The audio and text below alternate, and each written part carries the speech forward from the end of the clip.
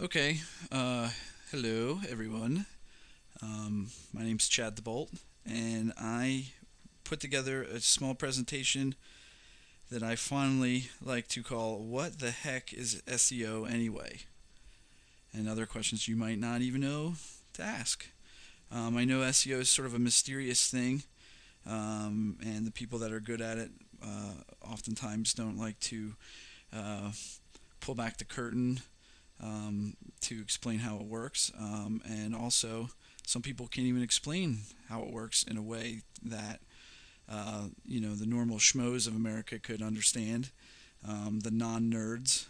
So hopefully, I'm able to take a nerd concept and change it into a non-nerd concept today, and hopefully, kind of shed some light in this powerful online marketing strategy.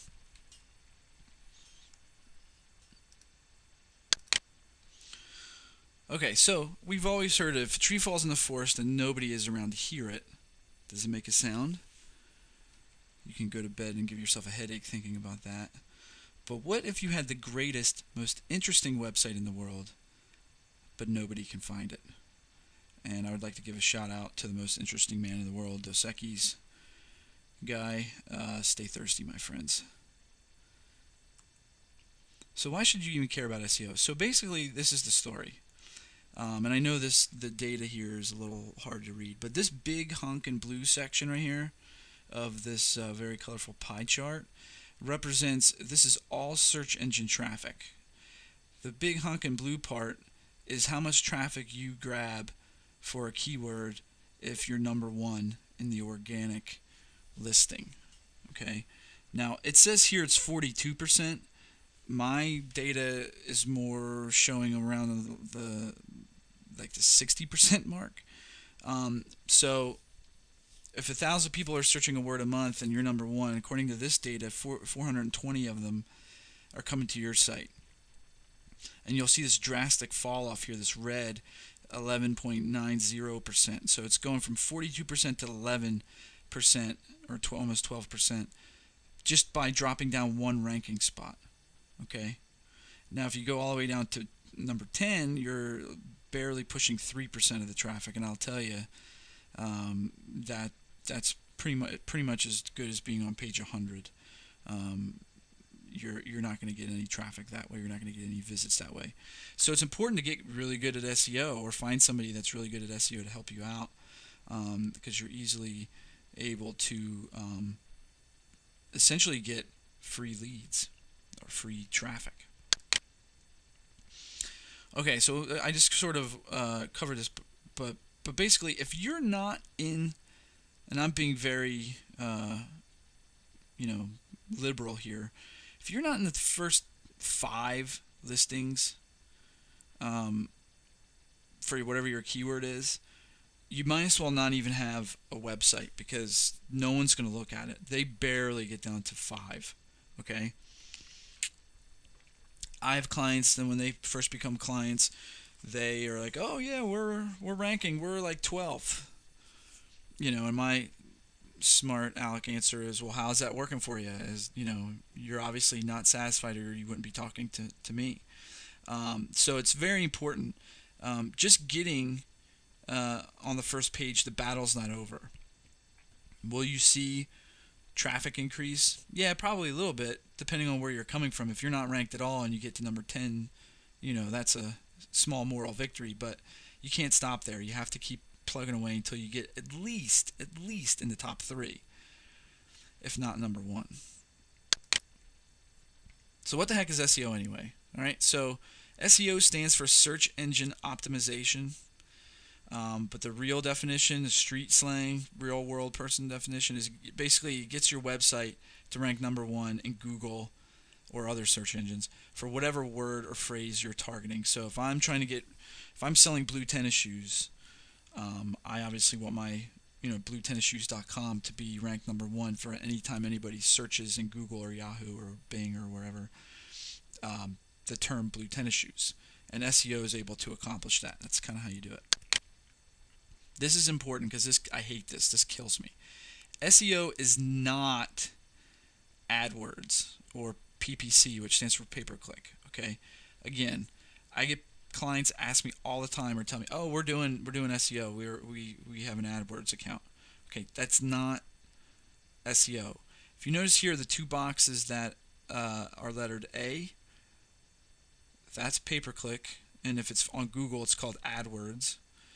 And the letter B is the start of what's called the organic or natural listings, and this is what SEO does. Okay. Pay-per-click, just to kind of give you the Cliff Notes version of what that is, it's basically you go in, anybody can do it. If you got money, Google will take you. You go in, you create an account, you make up some ads like these little blurbs, okay, and then you actually bid. It's sort of like eBay. You bid. Look at that, shout out to Lawrence Tam's Facebook. You bid on how much you would spend every time somebody clicks on your ad, and the higher you bid, and then some other factors. It has to have, your good quality score, but basically the higher you bid, the higher up you get in the rankings. So, a cost per click could be as low as 5 cents. It could be $70. I have clients that are in niches that every click they drop $70. So, that's a fraction. My cost is a fraction of what they're spending in pay-per-click. All right, this cool little image is called the golden triangle, and I don't really need to tell you why, but what this is this is a heat map, and a heat map basically is a visual way to show you where people's eyeballs go immediately when they are they're produced a Google search results page. Okay, these red lines down here are the different monitor sizes that are pretty standard today. The bigger the monitor, the more stuff obviously you get to see, so that's what these are. But most importantly, just look at this traffic right here. This is the first organic search listing, #1 in Google. Okay, I mean, look at that. It looks like it looks like in Predator when the Predator looks like heat-seeking goggles. But basically, this just says it all. I mean, look at this. This is like Siberia, okay, and we're going to get into why this is, but this is just kind of proof, and this is from DZNet, I believe, this image. If anybody wants to know where this came from, just email me. But this just proves, I mean, look at this, #1, #2, 3, 4, and then it just starts to die, and then blue, and then this is like, oh, okay, I guess I'll look over here real quick. Now, why is that important? There's a thing that I'm calling PPC psychology, okay? And there's studies that's actually been done in that people, the normal person, now I'm not talking about people in internet marketing or network marketing or anything online. I'm just talking about regular people. The general population is at least familiar with what PPC is, or they've heard of AdWords or something along those lines, and they may not know exactly how like PPC works, but they know that the person that's whose ad they're looking at has, if they clicked on that ad, okay, if they click on this ad, they know that this company just paid something. Okay, they don't, like I said, they don't know if it's 5 cents or $100 million, whatever. So if I click on this ad, if I'm looking for a small business accountant and I click on this ad, as soon as I go to this NetSuite, I think this was called netsuite.com, as soon as I go into their website, what happens is subconsciously my guard goes up. Okay, and why is that? It's because I know that NetSuite just paid something for me to be there, and then obviously they're in business, so they're going to want something from me. Now, I may not be ready to give them anything. I could be the #1 most laser targeted lead that NetSuite's ever seen in their whole history of their company, and what they essentially did by utilizing pay-per-click is they are putting another hurdle in the sales process, or as the sales funnel, because now they have to overcome what I call the used car salesman versus Google. Okay, if I click on an ad and I'm in your site and I'm like, oh crap, they're gonna make me do something, or they're going to want to call me, or they're going to want to do this, or force me to watch a video I don't want to watch. Something. My guard goes up, even if there isn't anything to even be worried about. But I'm coming in with a chip on my shoulder. I'm coming in with a preconceived notion that you're going to want something from me. And so you as the company, or you as the marketer, are going to have to take the necessary steps to overcome that first objection before, as soon as I walk in the door, I have an objection. Okay? Now, the cool thing about SEO is the exact opposite happens when you're number one in the organic listings. Okay? And what do I mean by that? Well, I always say, everyone knows Google's in the search engine business, but what they really are, they're really in the reputation business. And what I mean by that is, every time you do a search, okay, like small business consultant, Google goes through the 8 quadrillion different options of websites that it could show you for small business accountant. 42 million here, it says 42,800,000 other websites that are available for Google to show number one for whatever the term is. Okay, so Google better do a good job. The whole premise of Google and their philosophy is to give users better search experience. So that means 1, speed, and 2, nailing it on the first try as far as knowing what their searchers want. Okay, so they're putting their name on the line every time they rank a website number one for the term. Okay, so now what happens is when I click in the natural search here, I'm clicking in, and guess what? You automatically have street cred because the number one company on the planet says, "Hey, this is the best option for you. This is what I think you're looking for." And and bluesneakers.com is what I think is really who you're looking for. So now I'm like, oh, well, bluesneakers.com has been basically, I got a testimonial from Google, so they must know what they're talking about. They must be the authority in blue sneakers. So now they're more apt to do whatever your website conversion is. Now, conversion could be calling something, filling out a form, downloading a file or PDF or something, watching a video, whatever. The visitor's now more inclined to do that action that you want them to do because you already have credibility. And how did you get credibility? All you did was you ranked number one for whatever your search term is. So that's used car salesman versus Google. All right, so to get into the nerdisms of what SEO can be achieved in 2 ways. Okay, so you can do stuff with content, which is basically having relevant, unique, and fresh content on your site, and proper meta information, which I'll show you in a second. And that's basically called on-page SEO. Okay, and then the other way is to get recognition, which is getting other websites to link to your website without you linking back to their website. Okay, that's called a one-way link. And that's also known as off-page SEO.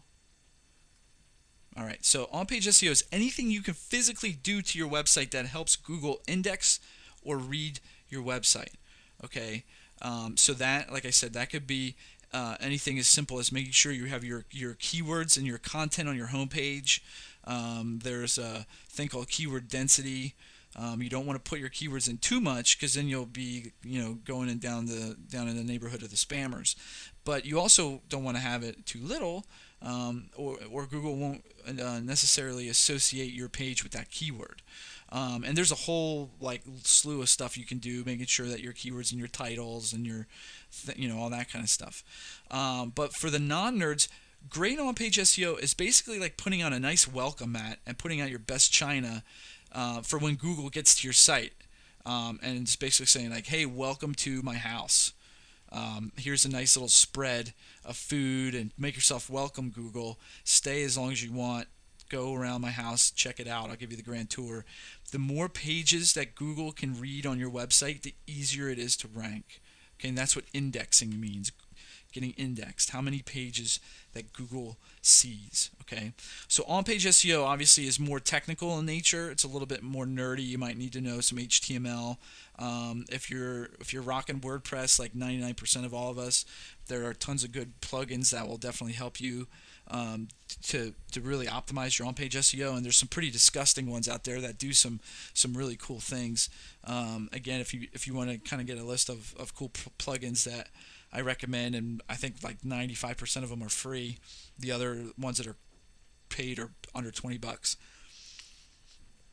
Email me and I'll let you know. All right, so this is just an example of what meta information looks like. It looks like a whole bunch of gobbledygook, okay? If you ever go to a website and you use the right click button on your mouse, you'll see something that says like view source.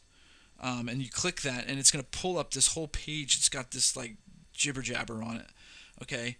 But if you see here, it's usually at the very top. You'll see meta, meta, meta, okay? Meta.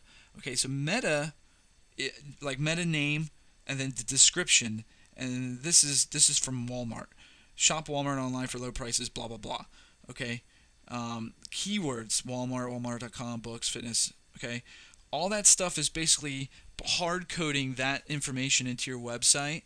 So when Google gets there, it's going to say, "Oh, all right, this is a website for Walmart, and they sell books and fitness equipment, and they're known for low prices on top brands and blah blah blah, and for taking over the world in retail." So that's what meta is. So that's kind of like the real hardcore on-page SEO. But like I said, if you're doing anything with WordPress, like my 5-year-old son can do on-page SEO. Some on-page SEO no-nos, right? Don't do this stuff. I can't tell you how many times I've had potential clients come to me and I try not to touch their websites because I hate doing it, but you wouldn't believe some of the stuff people show me that they want me to get ranked for them. But websites that are made in 100% Flash, meaning if your website, Flash is a coding language that's, you've seen it before. A lot of websites use parts of it, their website are in Flash. It's anything that's like moving, or it looks like movies, like kind of animations.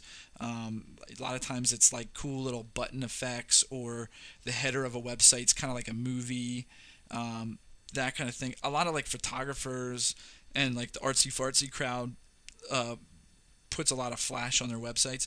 Now, don't get me wrong, having Flash on your website is not bad. You can have, like I said, if it's like just a header part or just like a little bit of it, it's totally cool.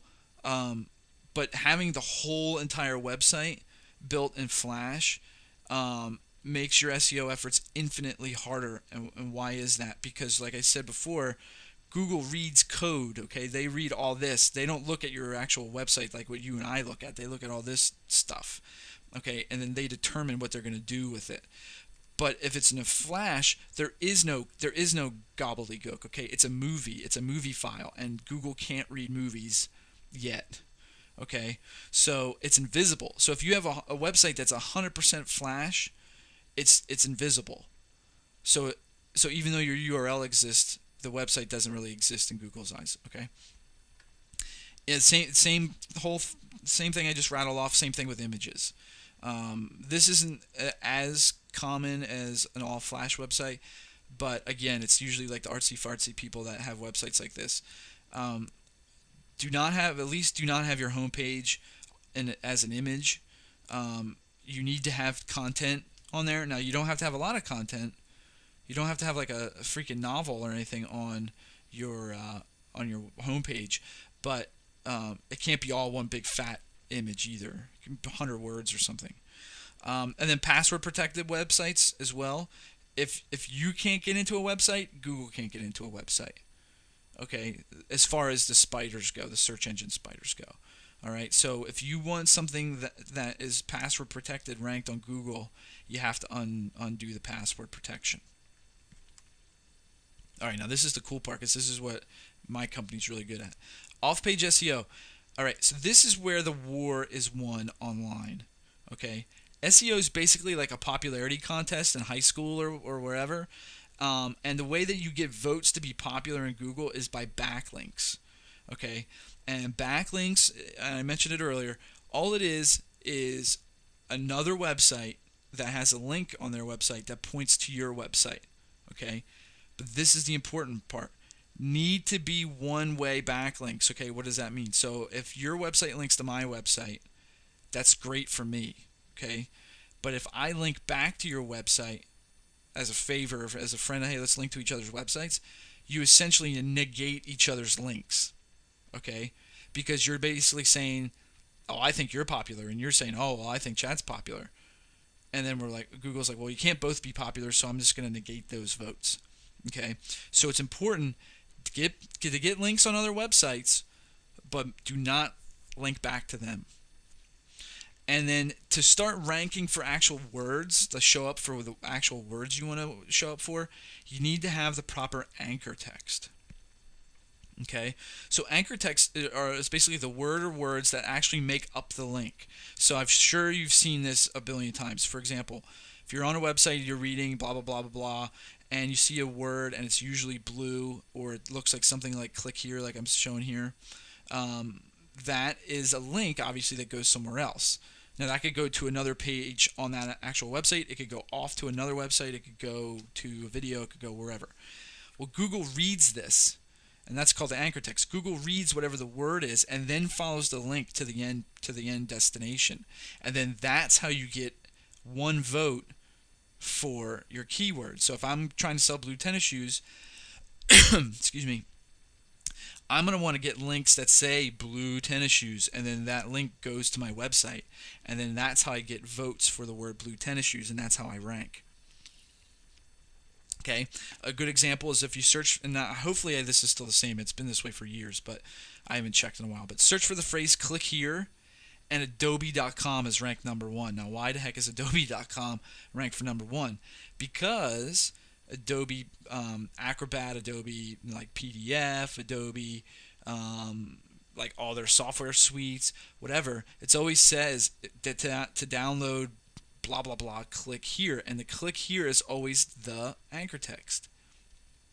Okay, so that's just an idea, kind of an idea of show you what you can do. It doesn't have to be related to the website. All right, now this is kind of getting into a realm I'm not sure like normal SEO courses teach, but there's actually 4 types of backlinks. Okay, so we have the backlink strategy down in our head. We know it's getting links on other people's websites, okay? And we know how to put the proper anchor text for whatever the word is that we're trying to rank for. Now, not all backlinks are created equal, okay? They all have their certain spots and place in the overall scheme of things, but they're not all equal, okay? So they're broken up into what I call 4 tiers, okay? So tier 1 is like the holy grail of backlinks, okay? And basically, like an example of that would be, well, let me go over the definition. So it's getting backlinks from an authority site that is highly relevant to your niche. Okay. So, what the heck is an authority site? Usually, you will know just by being a human being what an authority site is in your niche. So, for example, if I'm selling blue tennis shoes, Nike.com is obviously an authority site. It's a site that Google automatically associates with a niche or a keyword. Okay, and probably the easiest way to figure out what an authority, like the authority level of a site is what's called PageRank. Okay, and I can make another video explain to you what PageRank is. But basically, PageRank is a Google-specific little scale that they made. Larry Page, one of the co-founders of it, kind of made it up while they were at Stanford. And what PageRank is just a scale from 0 to 10, and it just tells you how popular or how much authority a website has. Okay, so it's super hard to get high PageRank. Okay, and there's like a whole mysterious algorithm. Like I said, I can make another video on how to increase your PageRank. But if a website's got like a PageRank of 3, now keep in mind this is out of 10. Excuse me. That's pretty good. Okay, so if you find a site that is in your niche that is like a PageRank of 7 or 8 or 9, which is probably not a 9, but like a 7, and you're able to somehow get a link on that website, go to town. Okay, because that's going to carry a lot of weight. All right. Tier 2 is getting backlinks from an authority site of any topic. Okay, so it doesn't necessarily have to be in your niche. All right, so again, if we're saying Nike.com is an awesome tier 1 for my tennis shoe store, then maybe YouTube or Twitter or Facebook or Squidoo, or any of those types of places that have high page rank, but they have nothing necessarily specifically to do with tennis shoes. Now there's content on there about tennis shoes, but YouTube isn't all about tennis shoes, okay? So that would be a tier 2. A lot of the new social media Web 2.0 type websites fall under that category, and that is kind of where my sweet spot is, and I'll kind of go over the pros and cons in a second. Tier 3 is getting backlinks from any website that's highly relevant to your niche, but probably doesn't have high page rank, okay? So Nike.com is a good one. But then like joessneakerbarn.com, all right, might have a page rank of 0 or 1. He's in my niche because he's about sneakers or tennis shoes, but his page rank isn't anything to get excited about. Okay, so if I could get a link on his website, that would be a tier 3. Tier 4, I call them garbage links. Now that doesn't mean that they're garbage. There's ways to utilize these, but basically it's backlinks from any website about anything. Okay, so if Joe's Sneaker Barn is tier 3 because it's not a high page rank, but it's still in my niche of sneakers, then a tier 4 would be like my mom's website about recipes or something that like 4 people look at a year. Okay, if you can get a link on it, great. If you can't, don't kill yourself. All right, so tier 1 is very powerful, but you can't. No one eats a free lunch here. So getting a tier 1 link is super hard. Okay, so like I said, if you can find it and you can get one on there, do it all day. But don't kill yourself trying to find tier 1s. Okay, so if your niche is network marketing, online marketing, affiliate marketing, whatever you're selling, then if don't like spend the whole month trying to get like one link because it's a tier 1 link. Because why? Because tier 2 links are way easier to get, and they carry the same amount of weight if you do them in numbers. So if it takes a month for me to get one tier 1 link, I could probably build 5,000 to 10,000 tier 2 links. Okay? And this isn't a science, but it's about 5 tier 2 links equals the power of tier 1. You might want to go 10 tier 2 links to the power of a tier 1. Okay, but that's just my findings. That's not published anywhere. Panda update. You might have heard of the Panda update. It happened back in February, and there's been some kind of little ripples that they've sent out. Panda update basically, I don't ever want to use penalized as a word because Google doesn't really penalize anybody. But they drop you in your rankings based on what their new standards are. So it's basically if you're not meeting their standards, you fall down. Not so much that you specifically are being penalized. There's just a new set of rules that your site isn't adhering to by accident or on purpose, whatever the case is. Panda Update basically targeted what they call link farms, and they're just websites that have a lot of backlinks but have what's called shallow content.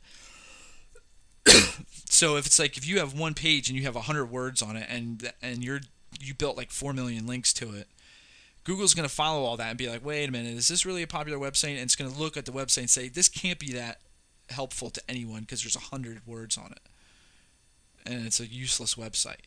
Okay, so now what you need to do is, obviously, hopefully everybody's trying to add value to everything that they're doing online and in business and in life, but you really need to focus on that. You need to focus on adding value. So on your blogs, if a lot of people I talk to are bloggers. Again, my motto is don't kill yourself. Don't kill yourself trying to make the uber superior blog post of the century. But just write something or make a video that you would say, if I read this while I'm drinking coffee in the morning, I'd say, all right, that was pretty good. Okay, that's like the barometer. Okay, for Panda Update, good content, and it can't be shallow. It can't be like one thing. That's all measured on how many links you're doing. Okay, so if you have a site that you're like freaking out now. Chad said I have to have a lot of content. If you just started your blog and you have like one blog post, that's totally cool. That's not a bad thing. Okay, don't kill yourself and go and try to build like 50 blog posts in the next 4 days. You just can't build like 1 million links to it right away. Okay, there's a thing called link velocity, which I'll get into in another video. which is basically all that is how fast are you building links. The longer your website's been around, the more content you have, that kind of thing, the faster you're able to build links. So real quick, cool things you could do with SEO that you can't do with pay-per-click.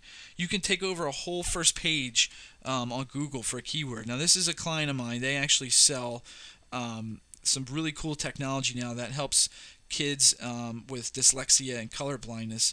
They make contact lenses and stuff like that that helps them. And so what we did, they wanted to take on the whole entire page for their product name, but we can also do this for anything. So if you're imagine the keyword network marketing leads, or whatever your affiliate marketing product is, weight loss or something, whatever. Imagine if you're able to SEO all these different websites are my clients. So it's like, here's the main website, here's the secondary website, here's their LinkedIn profile, here's a page that's on their secondary website, another page, testimonials. You could do your Facebook fan page. You can definitely do YouTube videos, your Twitter account, your YouTube channel. There's a billion different things that you can get ranked, all for the same keyword. You can't do that with pay-per-click. You can't unless you have 15 AdWords accounts and you're going to pay through the nose. You can't take over a whole first page doing AdWords or pay-per-click. You can only do it with SEO. And you're telling me you can't drive leads to whatever you're doing, or you can't drive sales to whatever it is you're selling? If you're forcing somebody's eyeballs to wherever they go on here is your stuff, it's pretty rad. It's some pretty cool stuff. This is really cool. Another thing you can't really do with pay-per-click, you can get ranked for your competitor's name or another product's name. Okay, this is my client's called Sylar.com. They're about a $3 million small little chemistry lab, chemical company. Gillette is like the 900-pound gorilla. They're like a $1 billion company, and their name is searched a lot. Gillette. Okay, Sylar's not searched a lot because they're sort of new. So what we're doing is we're capitalizing on Gillette's marketing budget. Okay, they're pouring all this money into marketing their name in offline and online. Okay, and trade shows and all that kind of stuff. And we're saying, go ahead, dummies, go ahead and blow all your money on advertising. We're going to get ranked right underneath you. Why? Because when I Google Gillette, I'll click under this, I'll look around, I'll hit the backspace, and then I'll say, who the heck's Sylar? Okay, let me click on them too. And all we did was get them ranked for their name. So, I don't want to put too many ideas in your head, but there's some really cool things you can do with SEO. And then I just threw this in here. There's a ton more things, but ways you can get backlinks, obviously article marketing, blogging, press releases, social book marketing, Web 2.0 type stuff, videos on YouTube with a link in it, and that kind of thing. So hopefully I didn't confuse you too much. Hopefully this was a help. Feel free to ask me any questions, or if you need clarification or anything like that. I'm more than happy to help you out. So once again, my name's Chad DeBolt, and that was What the Heck Was SEO Anyway.